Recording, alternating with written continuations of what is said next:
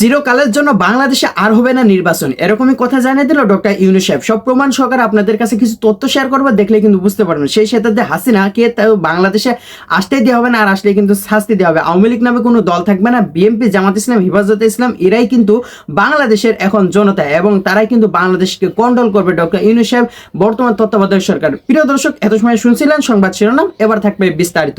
তার আগে ছোট্ট একটা রিকোয়েস্ট করতেছে আপনাদেরকে, যারা এই ধরনের নিউজ লাইভ দেখতে ভালোবাসেন, দেরি না করে এই চ্যানেলটি সাবস্ক্রাইব করে বেল আইকনটি অল করে দেবেন, তাহলে দেশের সকল আপডেট খবর এবং রাজনৈতিক খবরগুলো সবার আগে এক ভিডিওর মাধ্যমে জানতে পারবেন। প্রিয় দর্শক, একটা জিনিস লক্ষ্য করে দেখতে পারেন যে ডক্টর ইউনূস সাহেব যখনই ক্ষমতা পেয়েছে, পাওয়ার পরে কিন্তু মানুষের মাঝে গুঞ্জন সৃষ্টি হয়েছে খুব তাড়াতাড়ি বাংলাদেশে একটি সুস্থ নির্বাচন দিক।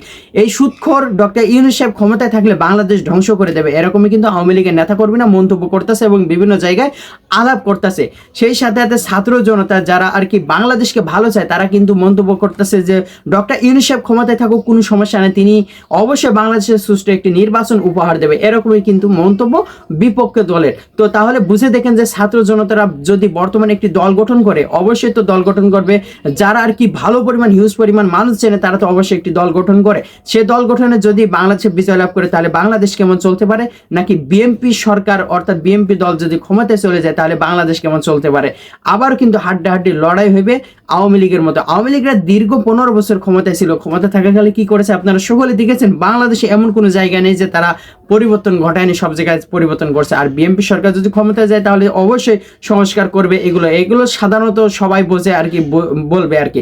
তাহলে বাংলাদেশের নির্বাচন কবে হতে পারে? ডক্টর ইউনূস সাহেব কি ক্ষমতায় থাকবে চিরকালের জন্য, নাকি 4 বছর? বাংলাদেশে যে নিয়ম অনুযায়ী একটা তত্ত্বাবধায়ক সরকার 4 বছর অথবা 5 বছর ক্ষমতায় থাকে, সে অনুযায়ী কি ডক্টর ইউনূস সাহেব 4 বছর 5 বছর ক্ষমতায় থেকে তারপরে সকলে বিচার করবে, বিচারের পরে কি বাংলাদেশে নির্বাচন দেবে? এরকমই হতে পারে সবার মন্তব্য। কিন্তু এদিকে বিএনপি এবং অন্যান্য দলের সকলে লাফালাফি করতেছিল বাংলাদেশে খুব তাড়াতাড়ি নির্বাচন দিতে হবে। তাহলে এখন আপনাদের কাছে আমি প্রশ্ন ছুড়ে দিতে চাই যে বাংলাদেশের নির্বাচন কত তাড়াতাড়ি হইলে ভালো হয়, না কি দেরিতে হইলে ভালো হয়? অবশ্যই জানাতে বলবেন না। তাহলে সবাই ভালো থাকবেন, সুস্থ থাকবেন। দেখা হবে পরবর্তী দেশের কোনো আপডেট খবর অথবা নিউজ নিয়ে। আসসালামু আলাইকুম।